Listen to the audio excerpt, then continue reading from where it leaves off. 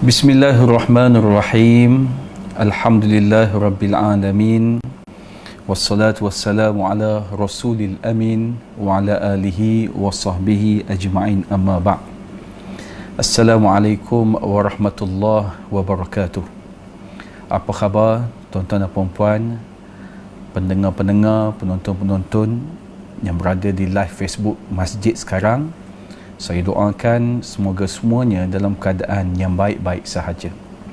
InsyaAllah pada malam ini, tuan-tuan dan puan-puan sekalian, kita akan cuba merungkai, berbincang, iaitu di antara tajuknya adalah antara sedekah dan nafkah.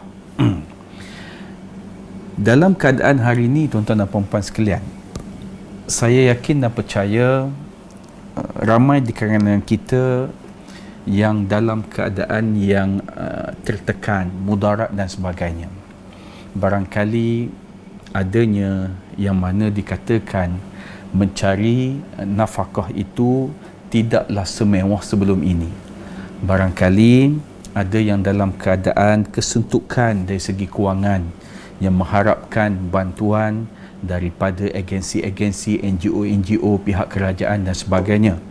Jadi pada malam ini, tuan-tuan dan puan-puan, di samping kita tengah hangat untuk menyampaikan sedekah, hadiah ataupun bantuan, kita cuba lihat dari sudut hukum syarak, siapakah yang sepatutnya kita beri sedekah terlebih utama, dan sepatutnya dalam tanggungjawab memberikan nafkah ini terletak pada siapa.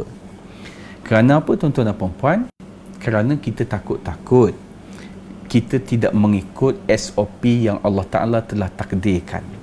Kita takut kita ini tergelincir daripada keutamaan, kita mendahulukan yang terkebelakang daripada yang keutamaan. Baik, kita pergi kepada maksud sedekah dari segi definisi dan hukum bersedekah ini, tuan-tuan dan puan-puan. Bersedekah ini bermaksud suatu pemberian semasa hidup kepada seseorang tanpa tukar ganti atas dasar mendekatkan diri kepada Allah Subhanahu wa Ta'ala. Iaitu satu pemberian daripada seseorang kepada seseorang tanpa mengharapkan tukar ganti. Bukan kita kata pada seseorang itu, aku beri kepada engkau ini dengan syarat kau balas balik kepada aku. Tak boleh begitu. Dia tidak mengharapkan balasan bila aiwadin, dan atas dasar mendekatkan diri kepada Allah Subhanahu wa Ta'ala. Bila berkaitan dengan sedekah ini juga, tuan-tuan dan puan-puan, rakan pendengar sekalian, ia merupakan satu amalan yang sunat, iaitu dikategorikan dalam Islam sebagai sunat muakkadah, iaitu sunat yang dituntut, yang sangat-sangat dituntut, iaitu ia boleh dikerjakan pada bila-bila masa. Dia sedekah ini, tuan-tuan dan puan-puan, saya nak perbetulkan dari segi tanggapan daripada orang kita. Selalu kita dengar kan, tuan-tuan dan puan-puan, Syekh, ana ni kalau kaya ni, kalau ana kaya, taubat ana akan sedekah banyak lebih pada yang dalam TV tu. Jenis begini, tuan-tuan dan puan-puan, selalu sangat dengar. Sebenarnya dalam Islam, bersedekah ini bukan tunggu kaya, tuan-tuan dan puan-puan. Kalau tuan-puan selalu duk baca lah, yang duk gantung di rumah, kadang-kadang gantung di restoran dan sebagainya, ayat 1000 dinar, yang mana Allah Ta'ala sebut, a'udzubillahi minasyaitanirrajim, wa man yattaqillaha yaj'al lahu makhraja wa yarzuquhu min haitsu la yahtasib. Ayat ini, tuan-tuan dan puan-puan, kita cuba lihat dari segi maksudnya. Dan sesiapa yang bertakwa kepada Allah, dia mulakan dengan dan sesiapa yang bertakwa kepada Allah dengan mengerjakan suruhannya dan meninggalkan larangannya.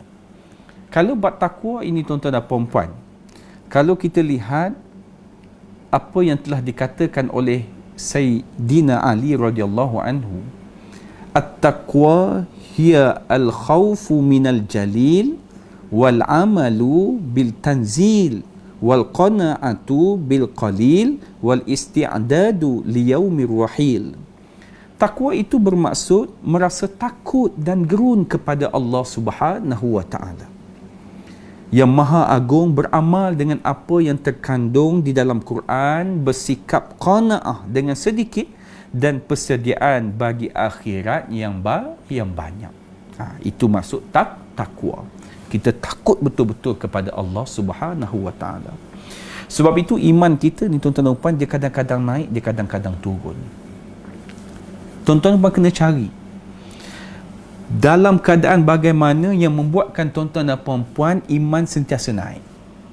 Ada orang setiap tahun mengerjakan umrah. Kenapa Syekh hentam mengerjakan umrah setiap tahun?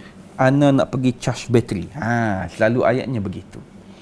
Ada orang tuan-tuan dan puan, dia selalu sangat dengar saja kematian, dia akan pergi ke tempat sembahyang ataupun tempat pengebumian jenazah tersebut. Kenapa ente pergi selalu?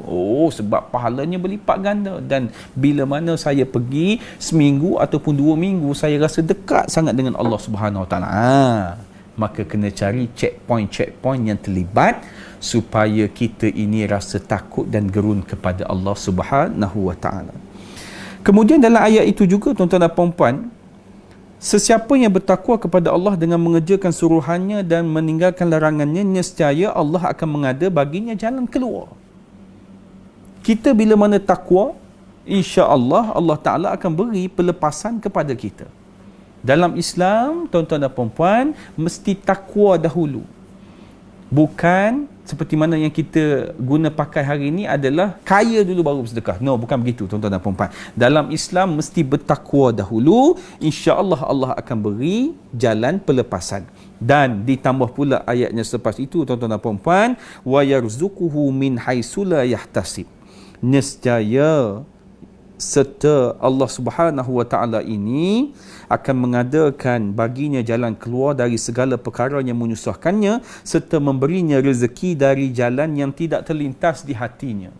Rezeki datang dalam keadaan yang tidak disangka-sangka.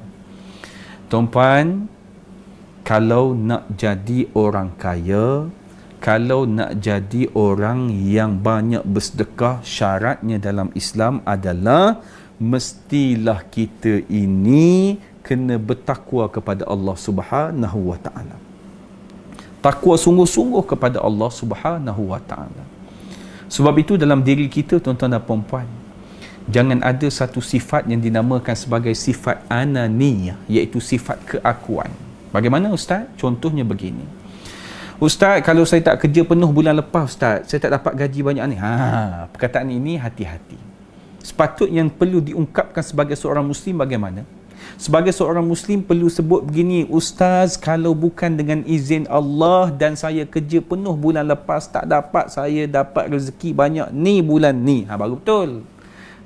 Kenapa? Sebab apa-apa yang terjadi mesti kita sandarkan kepada Allah Subhanahu wa taala. Kenapa?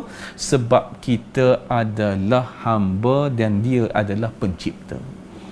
Kalau tuan-puan nak merasakan kedudukan kita hari-harian, sekarang ini nak datang ke masjid pun tidak boleh, nak berhimpun ramai-ramai pun tidak boleh. Yang boleh kita hanya boleh buat adalah mendirikan solat jemaah di rumah. Itu pun kalau kita buat bukan solat bersendirian. Cuba kita lihat dalam pergerakan solat kita tuan-tuan dan puan-puan.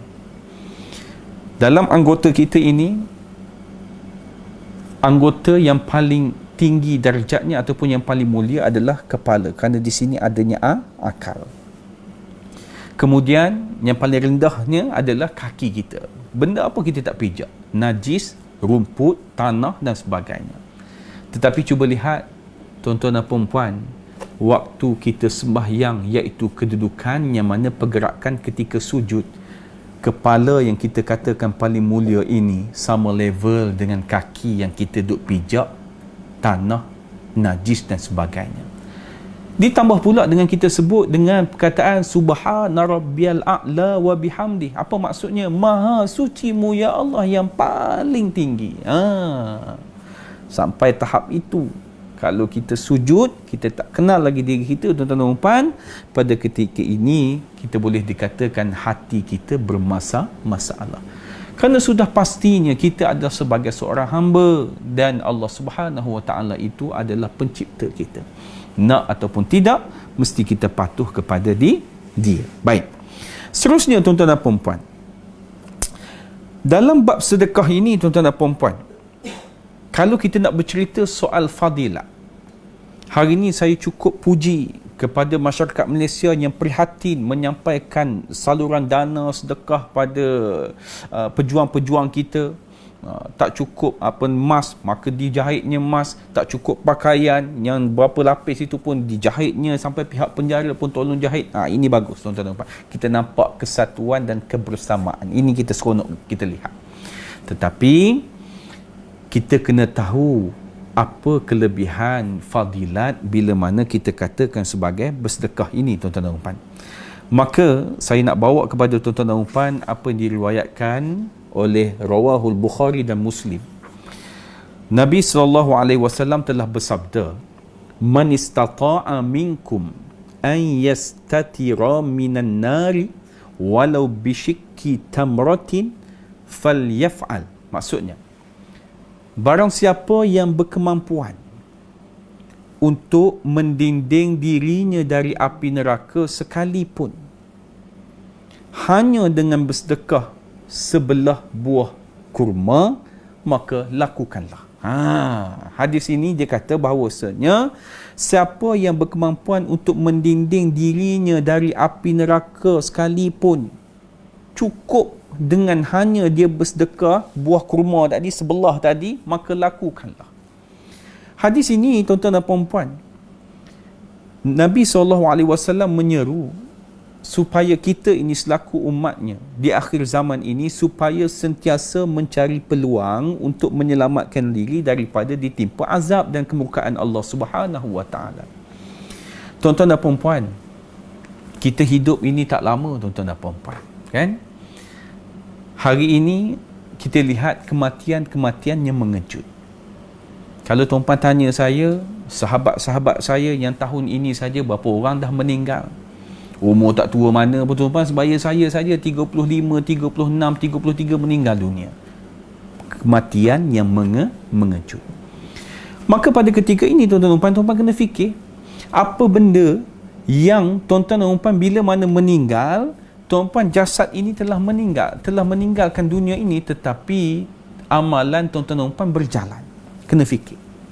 Sebagai contoh, kita katakan bila mana meninggalnya seseorang itu, maka akan ditinggalkan ilmu yang bermanfaat, harta yang diinfakkan dan doa anak yang soleh. Maka dalam hadis ini nak katakan di antara tiga-tiga itu adalah harta yang diinfakkan.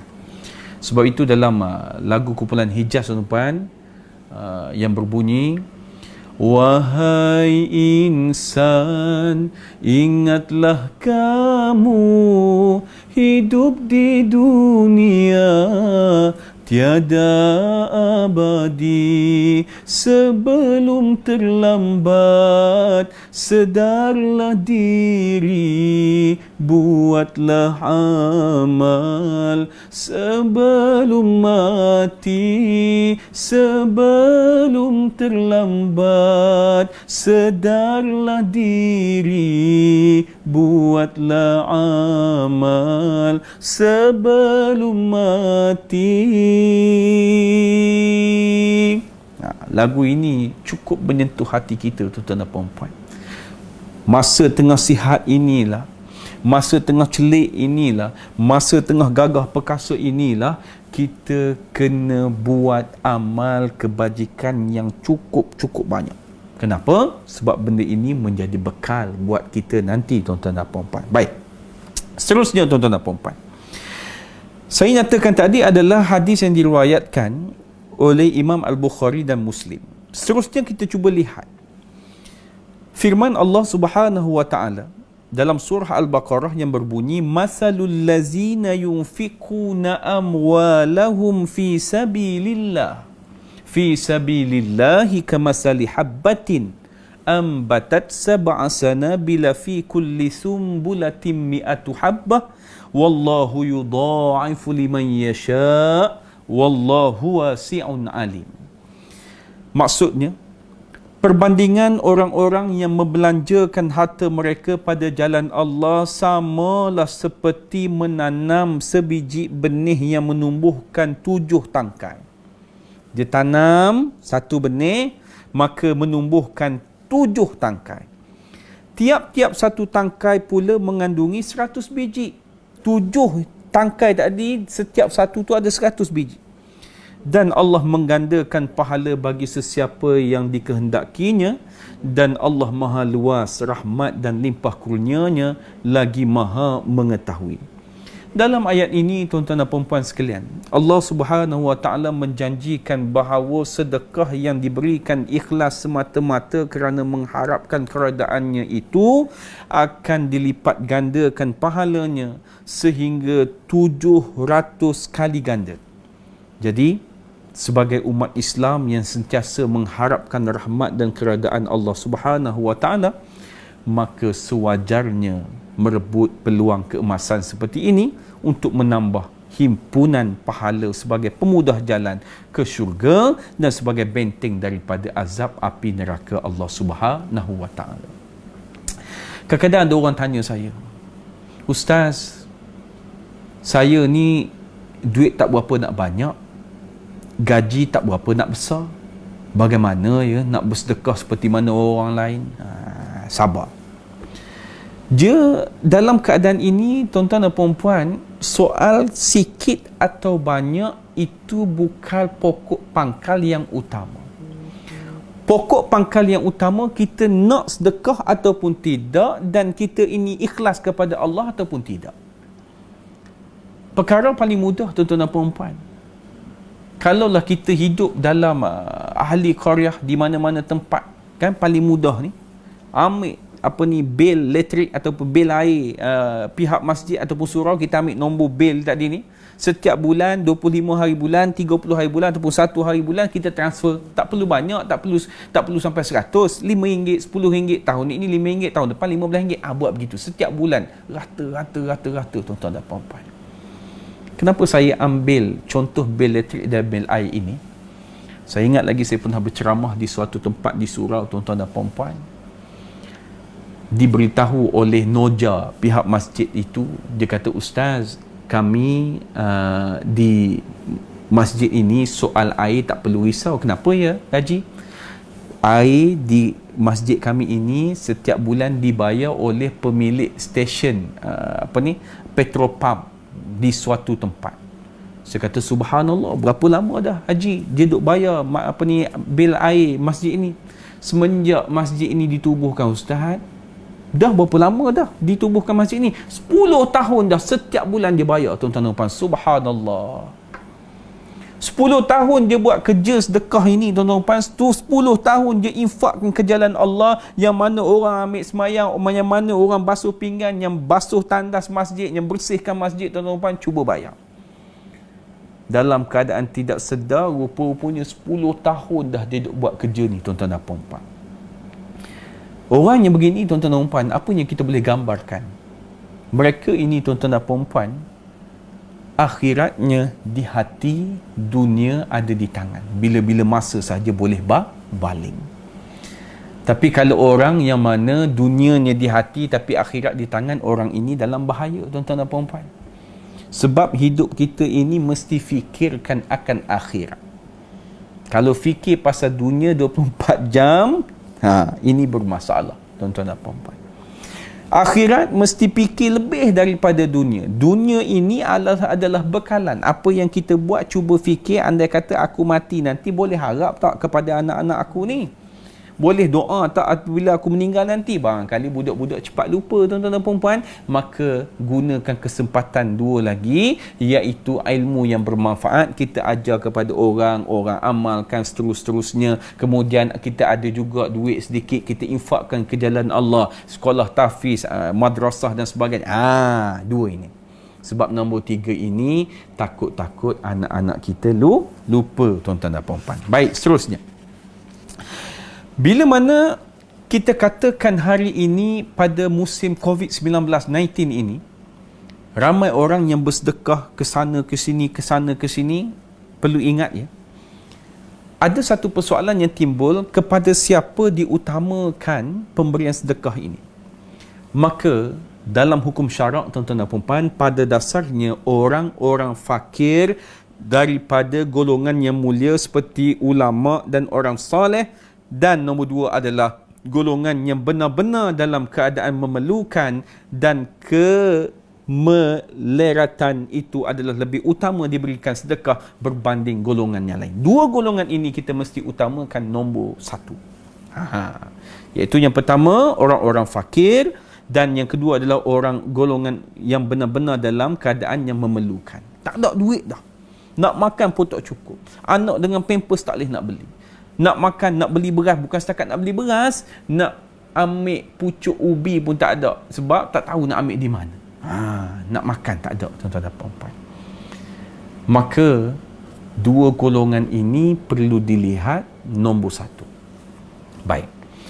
Andai katalah, tidak terdapat golongan ini, tak ada dah di sekeliling kita, yang dalam pengetahuan kita, maka diutamakan sedekah itu untuk diberikan kepada golongan-golongan yang lain, iaitu yang pertama adalah kaum kerabat.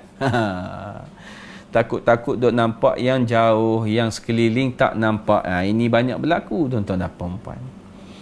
Sebab itu saya banyak sentuh, tuan-tuan dan puan-puan, kalau kita masuk sedikit bab nafkah. Saya harap rakyat Malaysia di luar sana ambil maklum tentang isu ini. Sebagai contoh, saya ini 5 beradik. Okey. Ditakdirkan Allah Ta'ala, abang saya yang sulung, Ustaz Zarifi, meninggal dunia. Yalah, selalunya yang sulung dengan yang nombor 3 ni, yang sulung akan mati dulu. Okey. Nombor 1, Ustaz Zarifi meninggal dulu. Maka Ustaz Zarifi ini dia ada seorang isteri. Dia ada 4 orang anak, 3 lelaki dan 1 perempuan. Persoalan yang saya nak tanya kepada penonton-penonton sekalian, siapakah yang wajib menanggung nafkah anak-anaknya bila mana dia meninggal dunia? Dia sebagai suami dan dia sebagai ayah kepada anak-anaknya. Jawapannya adalah ahli waris sebelah suami, sebelah ayah yang wajib menanggung nafkah-nafkah anak tersebut. Tapi persoalan yang timbul, buat ataupun tidak. Takkan tak tahu isu ini. Isu ini bukan isu biasa, ini isu hukum.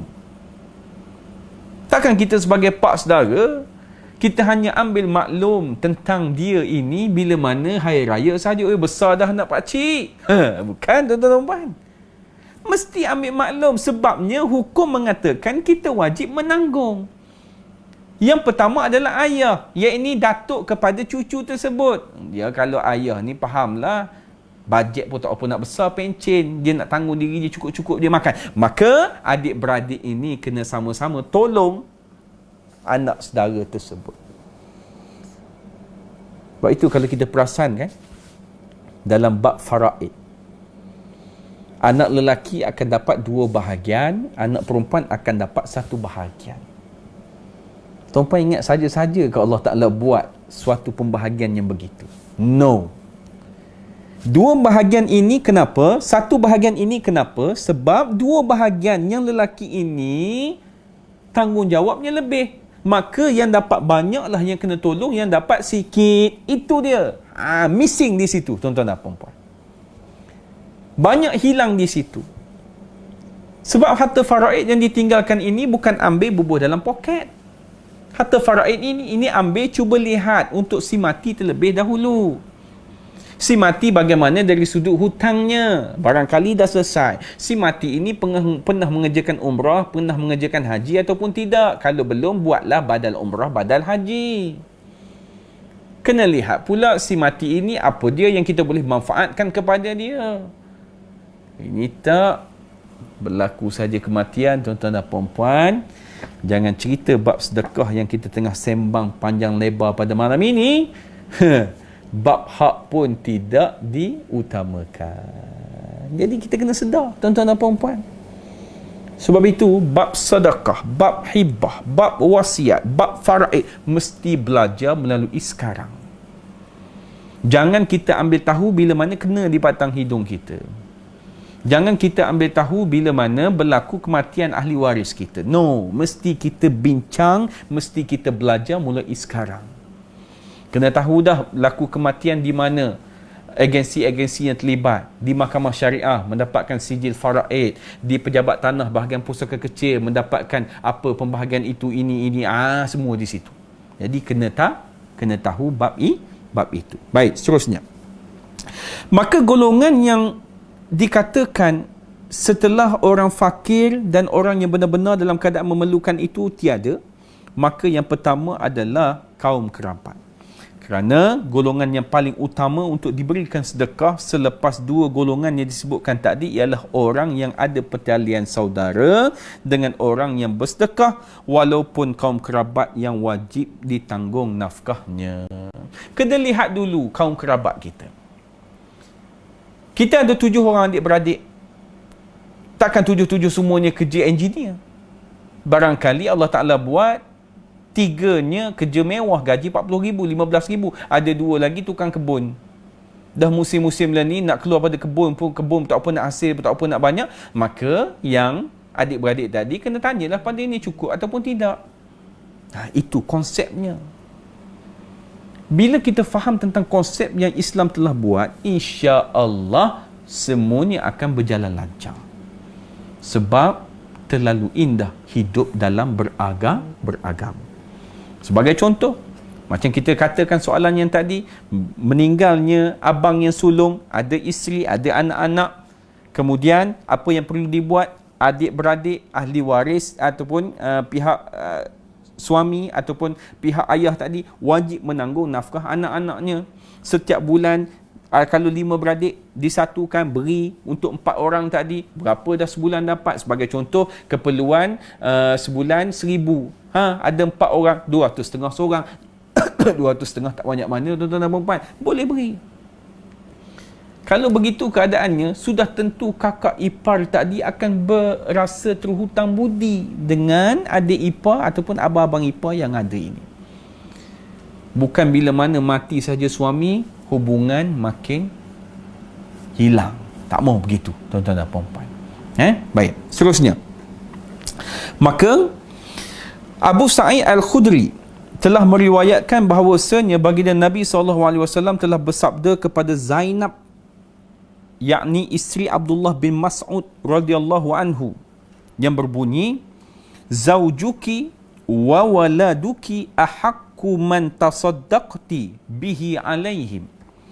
Suamimu dan anakmu adalah lebih berhak untuk engkau berikan sedekah kepada mereka. Dan dalam sebuah hadis yang diriwayatkan oleh Salman pula, baginda Nabi SAW telah bersabda, as-sadaqatu 'alal miskini sadaqatun wa hiya 'ala zirrahimi sintani sadaqatun wasilatun. Maksudnya, bersedekah kepada orang miskin itu mendapat 1 pahala sedekah. Kita bersedekah pada orang miskin dapat 1 pahala. Dan bersedekah kepada saudara mara itu mendapat 2 pahala. Kenapa ni? Orang miskin 1 pahala, kepada ahli waris ataupun kepada saudara mara ini dapat 2 pahala.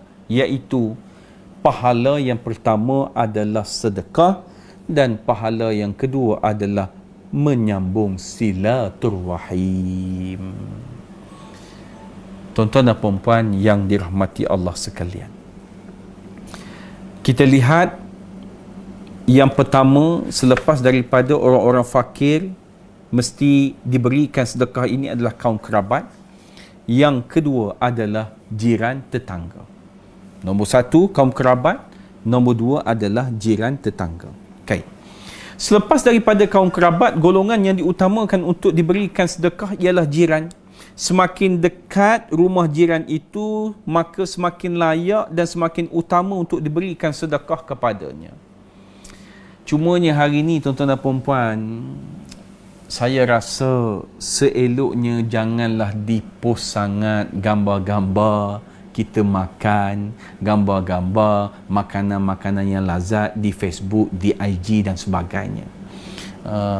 Kadang-kadang saya lihat ada yang upload gambar, hari ni kita tak boleh buat apa ni, kita makan ni je. Oh, makanan mewah tuan-tuan dan puan-puan.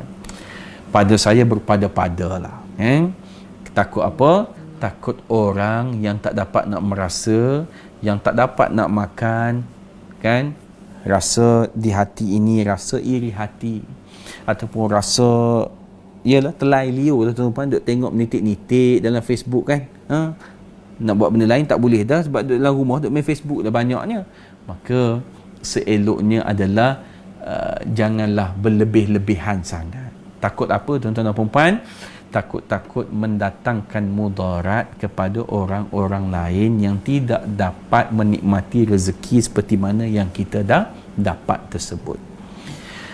Bila hidup berjiran ini tuan-tuan dan puan-puan, sudah tentulah kita akan nampak gambaran yang mana bunyinya tengah masak, keluar masuk rumah, beli barang itu barang ini, cuba intai-intai sedikit. Jiran kiri dan kanan, cuba bincang dalam WhatsApp group, cuba bincang sesama AJK, taman dan sebagainya, cuba search kan, tengok mana-mana yang layak untuk kita beri, yang mana yang kita tahu dah pekerjaannya begini, bila berlaku begini maka hilang mata pencarian dia, maka kena buat sesuatu. Cubalah buat tuan-tuan, kalau tak boleh banyak sedikit, kalau tak boleh sedikit banyak, sedikit tanda ingat, banyak tanda beri, kita buat begitu. Kenapa? Kita nak hidup kita ini jangan pentingkan diri sendiri sahaja. Takut tuan-tuan dan puan-puan.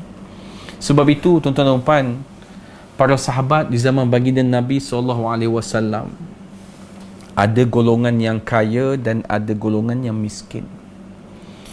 Golongan yang miskin ini tuan-tuan dan puan, kadang-kadang hatinya tak berapa nak syok dengan golongan yang kaya. Kenapa? Sebab miskin dan kaya, para sahabat di zaman baginda Nabi SAW ini, mereka ini semuanya ahli ibadah. Mereka ini banyak buat ibadah. Tetapi kelebihan yang ada pada orang kaya adalah walaupun mereka kaya, harta mereka diinfakkan ke jalan Allah Subhanahu wa ta'ala. Orang miskin ini boleh menikmati kekayaan yang mereka ada. Begitu tuan-tuan dan puan-puan. Tapi hari ini yang kaya teruskan kaya, yang miskin teruskan miskin. Jangan buat begitu tuan-tuan dan puan-puan. Sepatutnya di hari raya ataupun nak buat kenduri kendara ni, panggil orang mai makan. Nak panggil orang mai makan ni, jangan duk pilih ni, VIP kita buat tarikh ni, yang bukan VIP kita buat di masjid sudah, yang VIP kita buat di hotel. Bukan begitu. Sepatutnya kita buat makanan tadi, panggil orang-orang susah ni, mari menikmati, mari makan ni makanan yang aku duk makan selama mana aku hidup di dunia ini. Suruh dia rasa. Yang kita duk makan udang, ketam, sotong, kan, kambing, tak larat nak golek dah tuan-tuan. Lepas golek, tunjuk di situ. Nak suruh orang mari makan. Biar orang miskin kata, subhanallah, ini makanan yang kau makan selama ini patutlah nampak sihat. Ini kita kena buat begini. Ini asal orang yang mana kita kaya, kita panggil orang yang miskin, kita buat tempat-tempat yang lekeh. Tapi kalau nak panggil sahabat-sahabat kita yang sama-sama kaya, kita pergi cari tempat-tempat yang mewah seperti hotel dan sebagainya. Siapa ajar begini tuan-tuan? No, bukan dia ajar begini. Sepatutnya kita sebagai orang yang ada rezeki lebih, kena panggil orang yang tak sama darjat dengan kita dari segi kedudukan ekonomi tadi, suruh pakat rasa apa yang kita makan selama ini tuan-tuan dan puan-puan. Baik, seterusnya. Jadi kita dah faham, yang pertama adalah orang fakir, dan yang kedua golongan yang benar-benar dalam keadaan memerlukan, yang ketiga kaum kerabat, yang keempat adalah jiran tetangga. Okey. Maka bab sedekah ini sila patuhi SOP dan garis panduan yang telah ditetapkan. Takut apa tuan-tuan? Takut kita ini tercicir pandangan kita. Takut kita ini duk nampak yang jauh, sedangkan ahli keluarga kita makan pun tak cukup. Kita nak ubah keadaan ini tuan-tuan dan puan-puan. Baik. Kita dah berbincang bab sedekah. Kita dah tahu dah apa kelebihannya, Saya bawakan Al-Quran, dalil Quran, saya bawakan dalil hadis dan sebagainya untuk memberi gambaran bahawa sedekah ini ganjarannya cukup besar, tuan-tuan dan puan-puan. Tuan-tuan dan puan-puan, setiap bulan kita dapat gaji, tuan-tuan dan puan-puan. Jangan diingat seluruh keseluruhan gaji itu milik kita sepenuhnya. Sepatutnya adalah perlu diletakkan ke tepi sedikit, kita agihkan, letak tepi sikit untuk diletakkan di tabung masjid. Kita nak beri kepada orang yang susah, kita nak beri sumbangan kepada rumah anak yatim, biar sedikit. Pada saya hari ni tak susah, tuan-tuan dan puan-puan. Buka saja handphone, dekat Facebook, scroll dan sebagainya, tengok ada Facebook daripada berita harian yang sahih lah, utusan Malaysia dan sebagainya, maka daripada majlis agama dan sebagainya, mohon bantuan, ada tunjuk gambar nombor akaun apa semua, maka di situ adalah jalan yang paling pantas. Tuan-puan buka saja setiap hari, ada saja, tengok betul-betul dari segi maklumat dan sebagainya, ambil nombor akaun, terus transfer. Tak perlu cari, tuan-tuan dan puan-puan. Sebab hari ini benda ini telah memudahkan kita. Persoalan yang timbul, nak ataupun tidak kita buat. Kita dah sembang bukan main panjang lebar tadi tentang kelebihan bersedekah. Maka sedekah ini perlu dibuat supaya dia backup diri kita di akhirat kelak.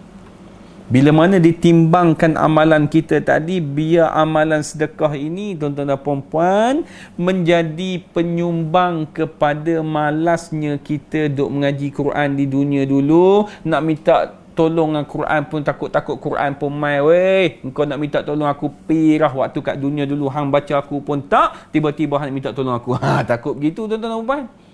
Kita nak benda ini backup kita. Kita nak mengharapkan solat malam, tuan-tuan puan, barangkali payah. Nak bangun tahajud, bangun ustaz, cuma bangun pergi kencing. Lepas tu tidur balik. Tak mau begitu. Mesti bangun, ikhlas kepada Allah, ambil wuduk, paling tidak 2 rakaat solat sunat tahajud. Takut itu pun susah, tuan-tuan dan puan-puan. Jadi, nak beritahu kepada semua tuan-tuan dan puan-puan yang menonton live pada malam ini, apa yang berlaku di Malaysia ini, COVID-19 ini banyak memberi kesedaran, banyak memberi peringatan kepada kita.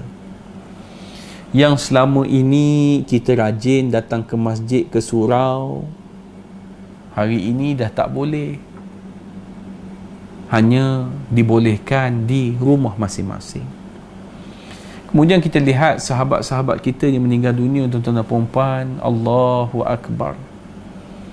Daripada diuruskan jenazah, sampailah ke liang lahat, sampai tutup, sampai kambus, tuan-tuan dan puan-puan, tidak dibenarkan ahli waris datang.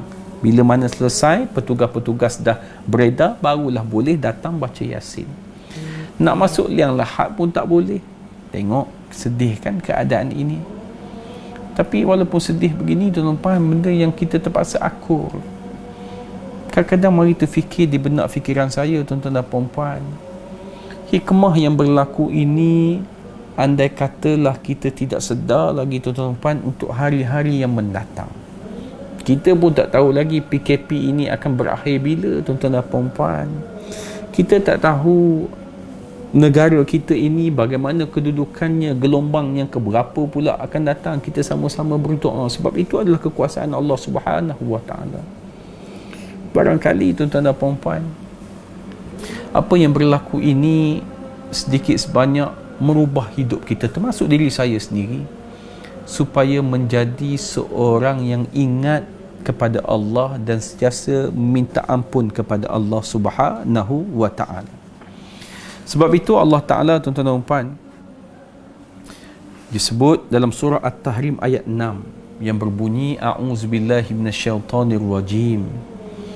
Ya ayyuhallazina amanu qu anfusakum wa ahlikum nara وَقُودُهَا النَّاسُ وَالْحِجَارَةُ عَلَيْهَا مَلَائِكَةٌ غِلَازٌ شِدَادٌ لَا يَعْصُونَ اللَّهَ مَا أَمَرَهُمْ وَيَفْعَلُونَ مَا يُؤْمَرُونَ. Ayat ini tuan-tuan dan puan-puan, Allah Ta'ala mulakan dengan ya ayyuhallazina amanu, hai wahai orang-orang yang beriman. Allah Ta'ala tak mulakan dengan ya ayyuhan nas.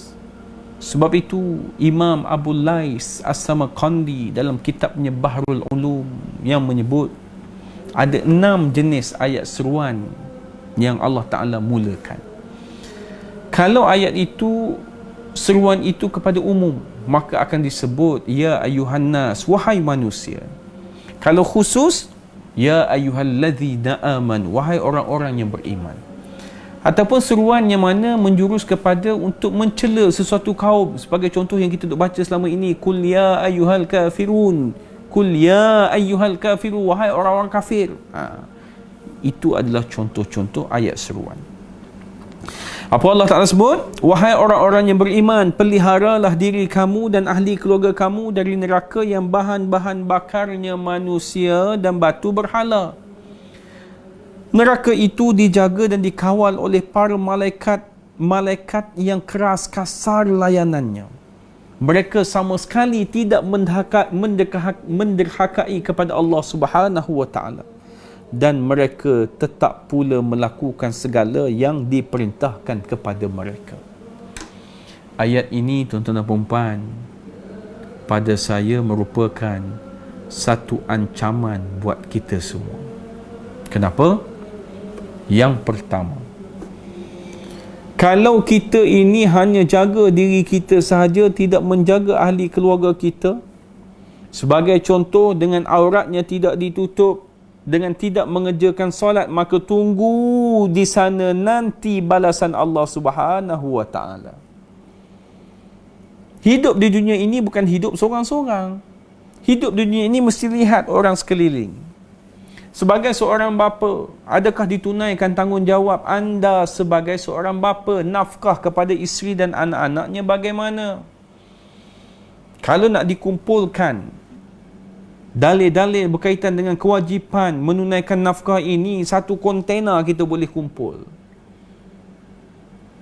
Wa 'alal mauludi lahu rizquhunna wa kiswatuhunna bil ma'ruf. Terletaknya kewajipan seorang bapa memberikan makan kepada mereka yang berada di bawah tanggungannya dengan cara yang paling baik. Bab nafkah ini jangan dimain-main. Cuba kita bayangkan seorang ayah yang setiap bulan tanpa gagal, tanpa culas memberikan nafkah kepada mereka yang berada di bawah tanggungannya. Apa yang berlaku? Barangkali berkahwinnya 30 tahun. 30 tahun kahwin, 31 mati.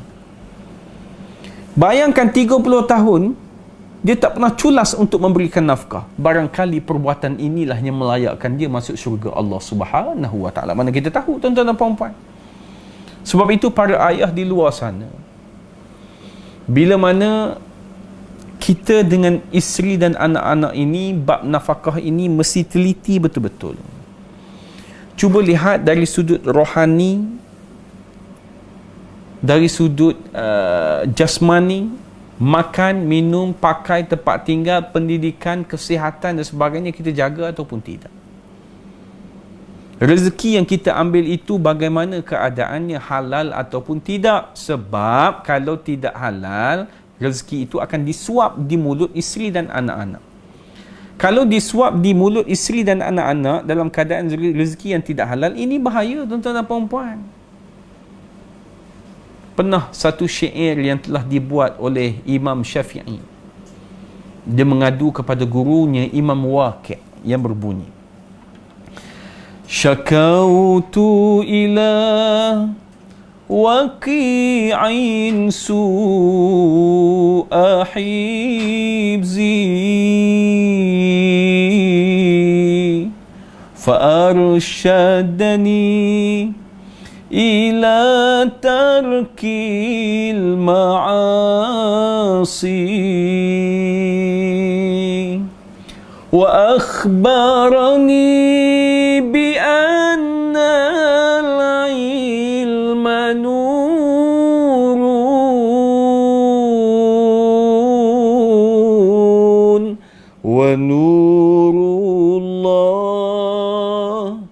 لا يهدى للعاصي.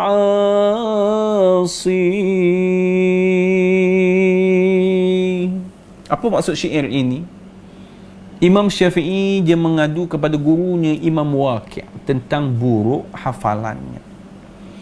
Maka gurunya ini memberitahu kepada Imam Syafi'i, engkau kena segera tinggalkan maksiat. Kenapa? Sebab ilmu Allah Subhanahu wa ta'ala ini umpama cahaya. Ilmu Allah sama sekali tidak akan melekat pada diri si pelaku maksiat.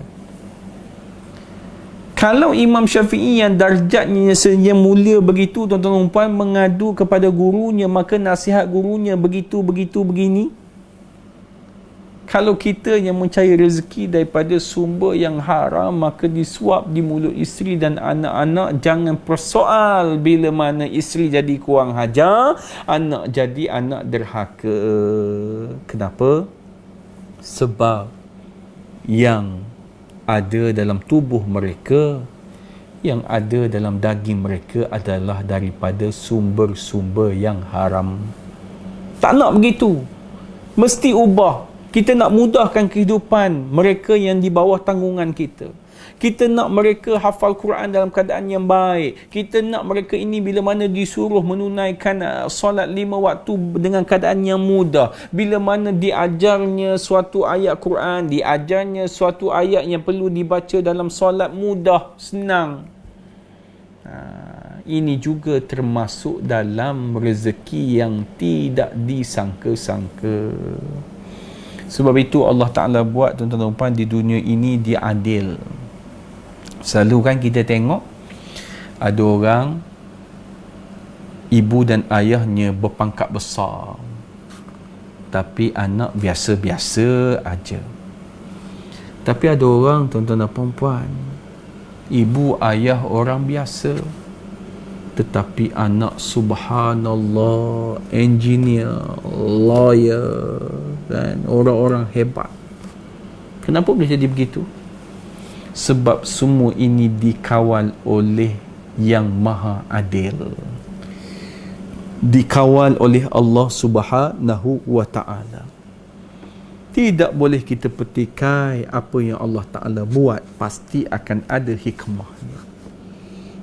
Dan untuk yang terakhirnya, tuan-tuan dan puan-puan yang dirahmati Allah sekalian, dalam kesibukan, dalam keadaan mudarat yang kita alami hari ini, tuan-tuan dan puan-puan, nasihat saya kepada diri saya dan diri tuan-tuan dan puan-puan, perbanyakkanlah ibadah kepada Allah Subhanahu wa ta'ala.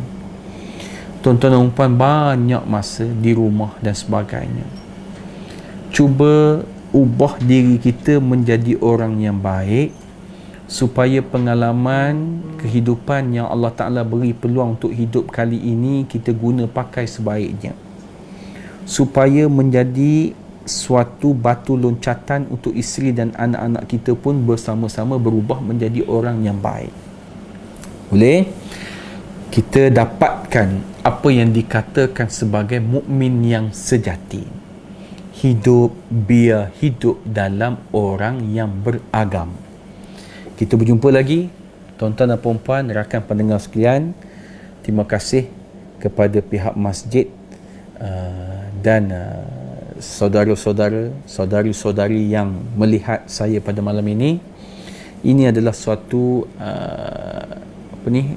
elemen, walaupun kita dah tak ada dah kuliah maghrib yang kita boleh lihat setiap hari dan sebagainya, tetapi kita gunakan secara online, live Facebook dan sebagainya adalah sebagai pemudah cara, walau dalam keadaan bagaimana sekalipun, semangat roh cinta kepada ilmu Allah Subhanahu wa ta'ala ini sentiasa mencanak-canak dalam hati kita, sentiasa membuak-buak dalam hati kita. Itu yang kita nak.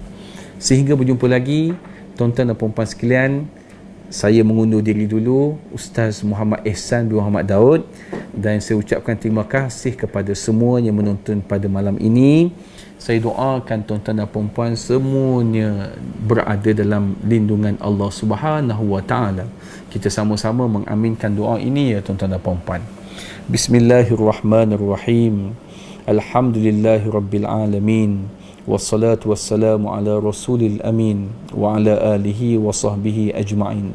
Allahumma ja'alna minan najihin wal faizin fi imtihan fid dunya wal akhirah.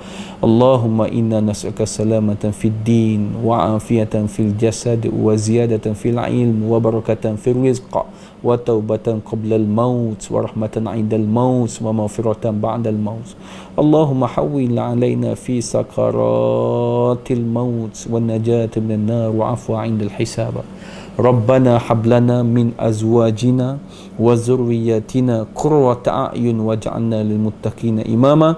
Rabbana atina fid dunya hasanah wa fil akhirati hasanah wa qina azaban nar. Wa sallallahu ala sayyidina Muhammad wa ala alihi wa sahbihi wasallam walhamdulillahi rabbil alamin. Wabillahi taufiq wa hidayah. Wassalamu alaikum warahmatullahi wabarakatuh.